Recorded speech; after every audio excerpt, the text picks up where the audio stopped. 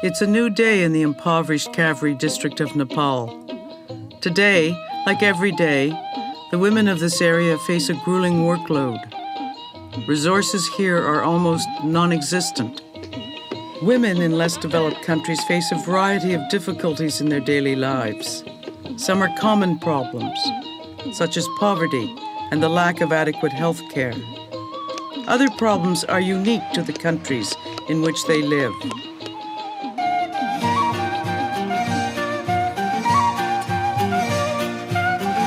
One thing that many women in these countries have in common is exposure to domestic violence and exclusion from decision-making.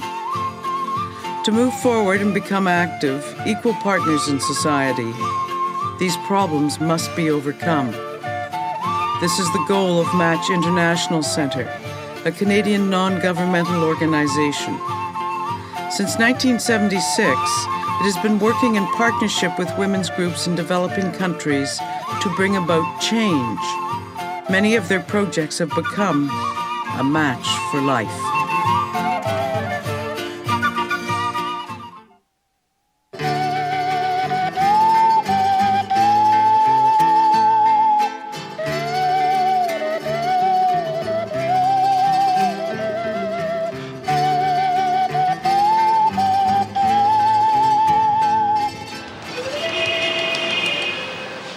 Peru is a sprawling country, the third largest in South America. It's a country of extremes, arid land and poverty, lush countryside and wealth. Peru is severely in debt, and less than 1/3 of its labor force is fully employed.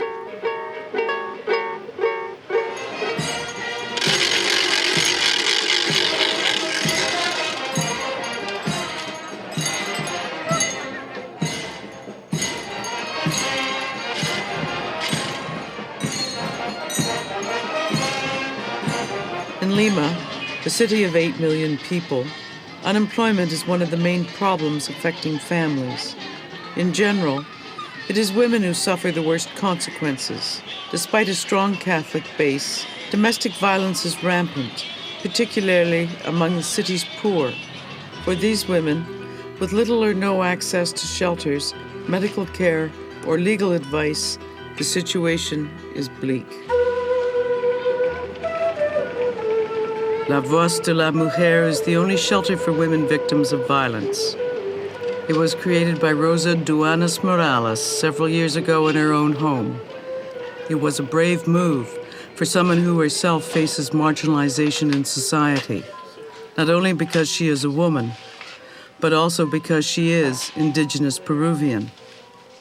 We have been working with abused women for the past 13 years. Our work is on behalf of both women and children because women don't come to us alone. Usually they bring their children with them. When women come to us depressed, crying, not wanting to live, wanting to commit suicide, this is a terrible thing. We must first extend our hand to them, open our hearts to them, and give them our love. And this is just what we have done. After 15 days, when they begin to get back on their feet, they look around to see the chores we are doing, and they themselves decide what work they want to do. Match International was the first organization to help, and today the shelter has become a full-fledged organization that provides far more than a safe refuge for these women and their children.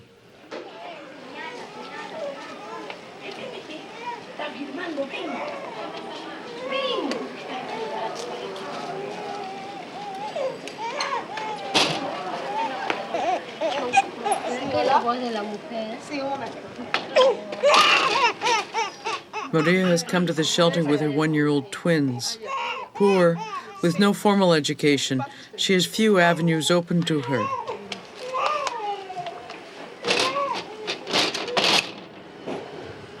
Ahora me cuentas algo de tu problema, a ver. ¿Cuál es tu problema, mamita? ¿Con qué fin has venido? Para que te ayudemos en qué, cómo, para qué. At La Voz de la Mujer, she will receive counseling to deal with violence. Once she is settled in, Maria is taught the skill of shoemaking. It is a way for her to make a small income to support herself and her children. In order to integrate back into society, The women are also taught life skills and are given access to professional legal counsel.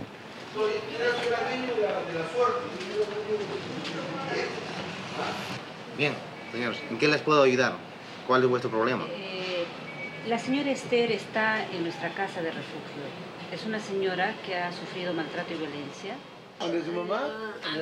Rosa has come a long way from the early days when she invited abused women into her own home.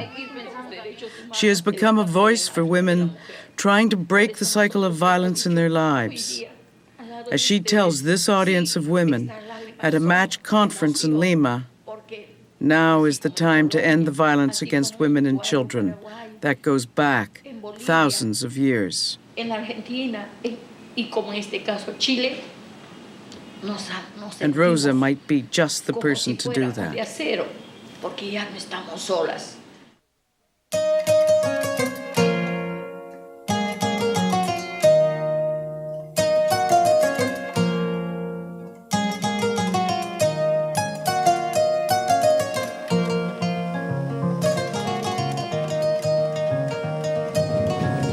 The sub-Saharan African country of Mali is one of the world's poorest countries, and nearly 70% of the population is illiterate.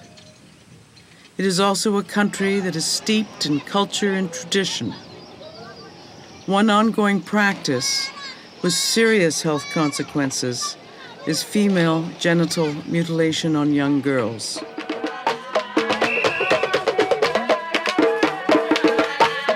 In Ségou, Mali, a community meeting has been called by APDF, an organization that has been very active in raising awareness of the health risks of female genital mutilation, or FGM.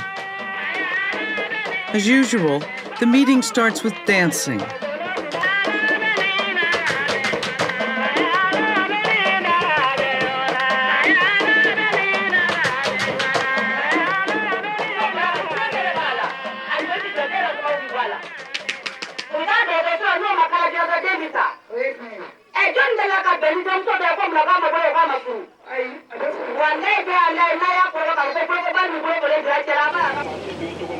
FGM is considered an essential rite of passage.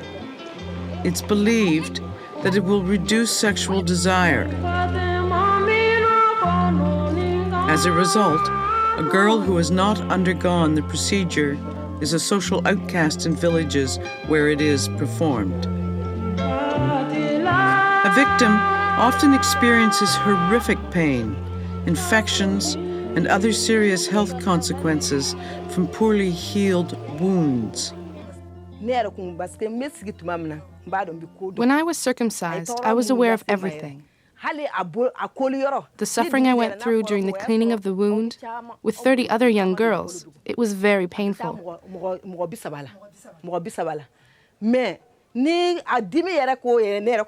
Anytime you wanted to urinate, you would suffer a lot. They would have to use warm water on the wound in order to allow the urine to flow.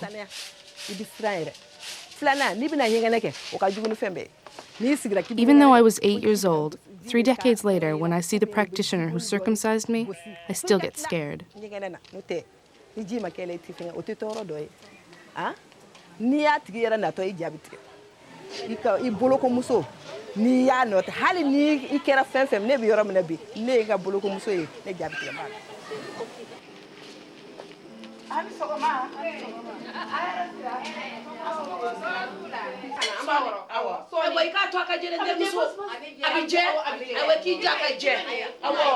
In Mali, there are no specific laws against FGM, but an awareness campaign organized by APDF has been effective in educating practitioners about its serious health consequences and helping the women to find other ways of making an income, such as threshing millet. Before the awareness campaign, most had no idea that what they were doing was harmful.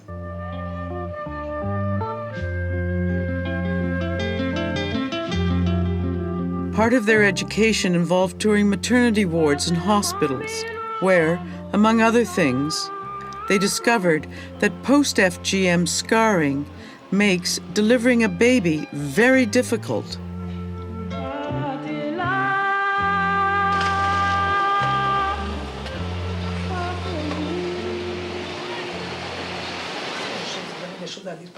APDF President Fatoumata Siré Diakité has been the force behind this cause. What she and her group have done is all the more remarkable considering the sensitive nature of FGM and the fact that it is a taboo subject having to do with women's bodies.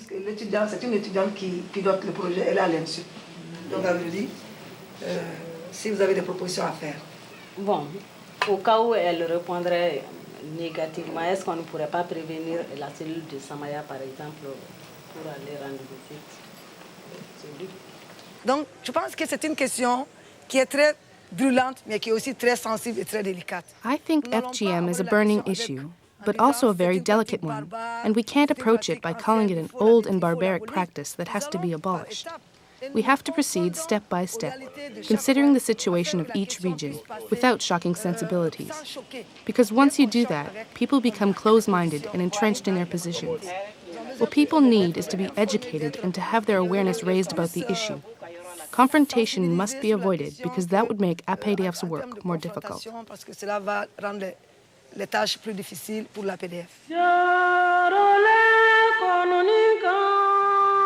Today is a very important day for APDF. Their campaign has been successful.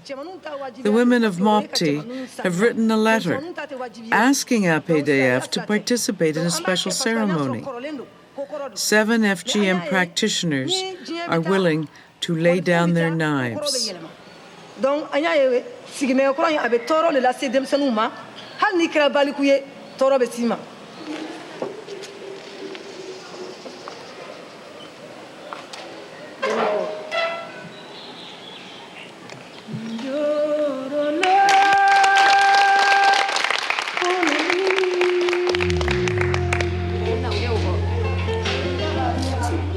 Placing of the knives in the basket means that, as of today, the procedure will no longer be performed by these women in Mopti. The 7 women have vowed to join the APDF in their fight to eliminate the practice of FGM in Mali, one community at a time.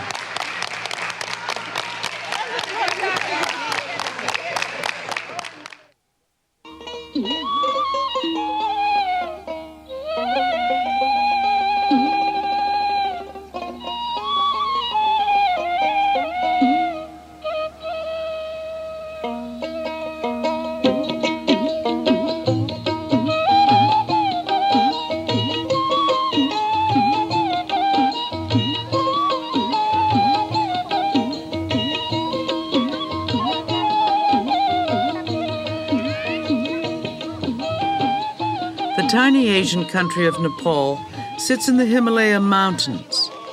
It is one of the world's least developed countries. The mountainous terrain leaves villagers isolated from one another, and its people live in extreme poverty.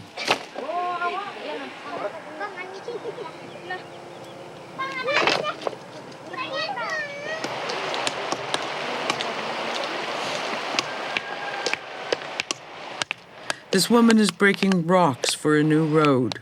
Her daily wage is about 75 cents. This is typical of the back-breaking work that women are expected to do.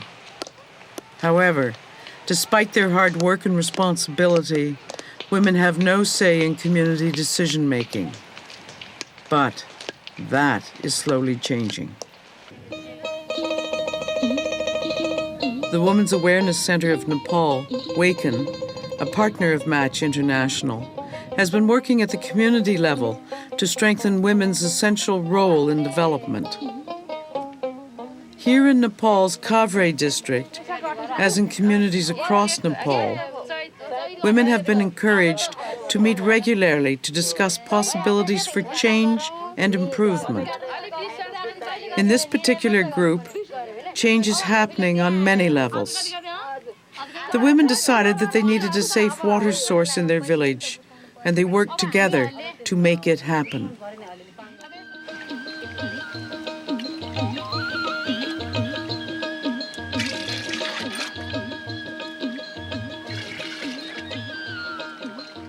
Previously, they had to walk a long way to fetch clean drinking water.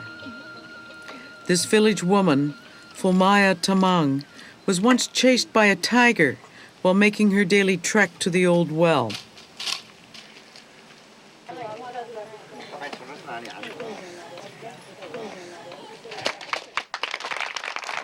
Today, Waken and the women of the community are celebrating their first successful project. A water pipeline now flows straight into the village.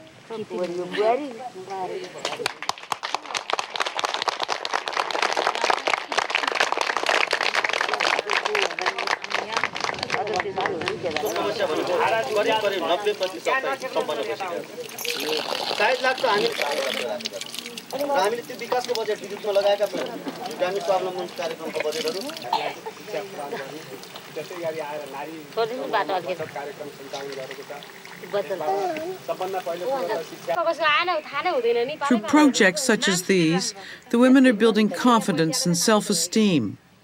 They are no longer invisible members of their community. The women have started a savings program and put aside some money each month for future projects.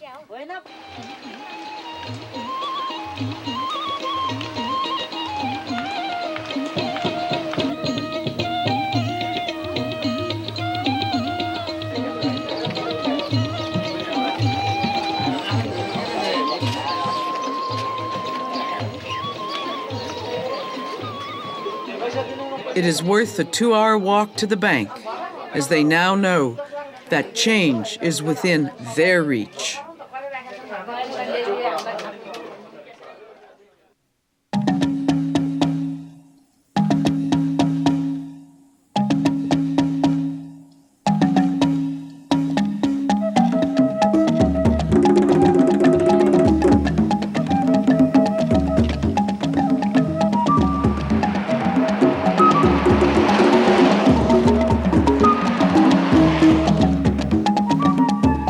Zimbabwe is a country of contrasts.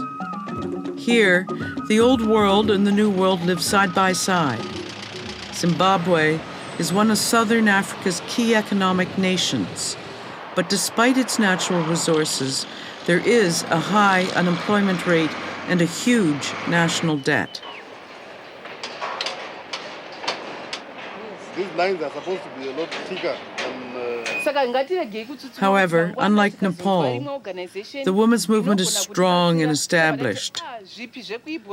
Adult literacy for women is nearly 80%, and they actively participate in economic life. There are organizations devoted to women's issues at a variety of levels in Zimbabwe. WILDAF, Women in Law and Development in Africa, is concerned with promoting women's human rights and getting them into decision-making positions. Often women feel that economic rights are separate from their human rights, but they never are. Because if you have the situation of a woman who's been educated, highly educated, and has got a really good job, and her human rights are being abused in terms of violence against her at her home or sexual harassment at the workplace, she never progresses, she doesn't produce her best work. So it's very, very intertwined and very interlinked. A growing number of Zimbabwean women work in non-traditional fields. This flower farm, Chira Flora, is owned by Alice Chirawu. She has a staff of 40 women and 20 men. Zimbabwe is one of Africa's largest suppliers of flowers to the world market, and her company plays a leading role.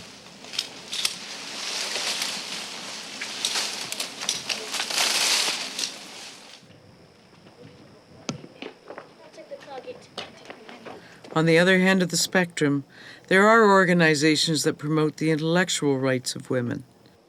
Patricia McFadden created the Feminist Studies Center in Harare. It has become a training ground for young scholars and activists. I realized that unless we had a space where women could come and read and work and write and think and learn to like each other, that we wouldn't be able to do the necessary changes that we need to make in our societies. So the Feminist Studies Center is really something that I have spent a lot of time thinking about. I shared the idea with many friends over the years, and almost everybody told me it would be wonderful. The only problem that a lot of people had with it was the naming. But I insisted that, we had to name ourselves in ways that are affirming of us as women and affirming of us as intellectuals. I feel very optimistic about the future of Africa. I love being an African. I love working as an African feminist. It's not easy, but when you're a groundbreaker, there's sweat and blood.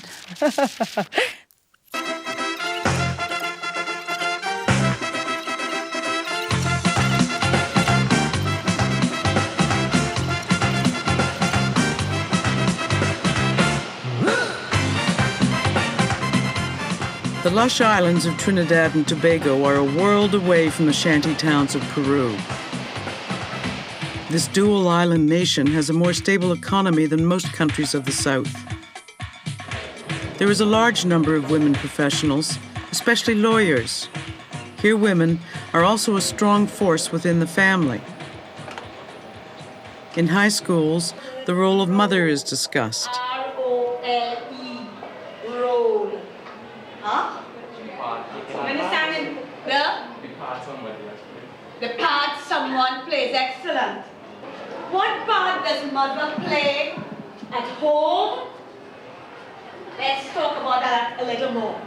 What part does mother play in society? Yes? Have you ever thought about what part does mother play in your life? In your life in particular? But even in this idyllic setting, the murder rate of women and children is very high. The police have just recently been trained in domestic violence issues. So women are now being more encouraged to go to court. On any given day, the Supreme Court hears as many as 60 domestic violence cases.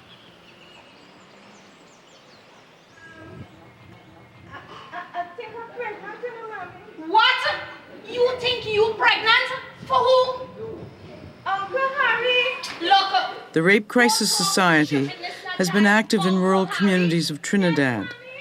Their community caravan project uses theater to shed light on sensitive violence issues, such as incest. But why are you trying to slander the man's name? So are you mad or something? What is this pregnant talk? You making an next child? Barbara. But she cannot be pregnant, she's a child.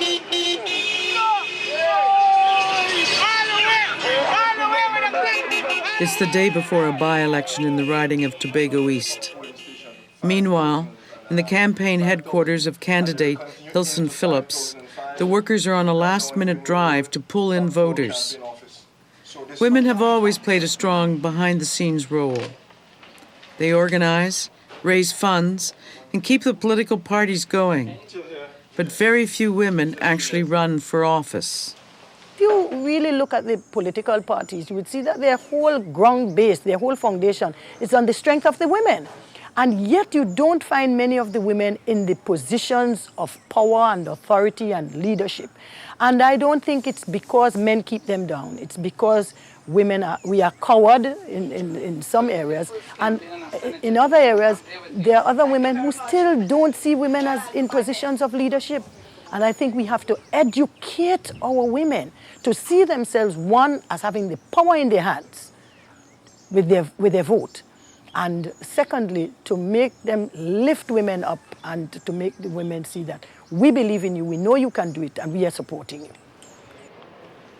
In the political arena, women constitute less than 1/4 of the legislature in Trinidad and Tobago.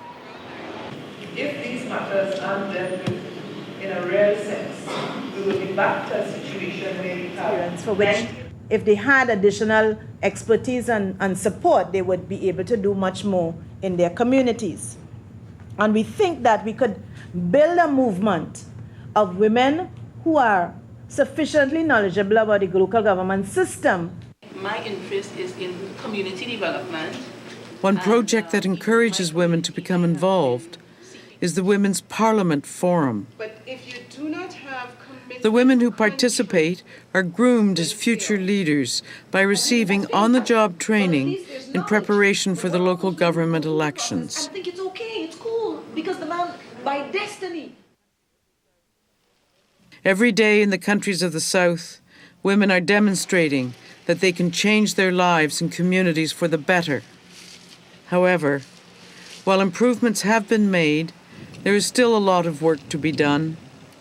Many women are living in fear in their own homes, and female genital mutilation is still being performed on young girls in a number of countries.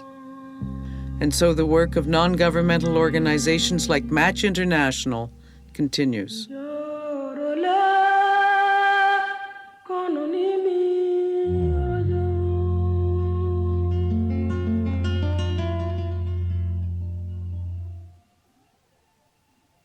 Joe.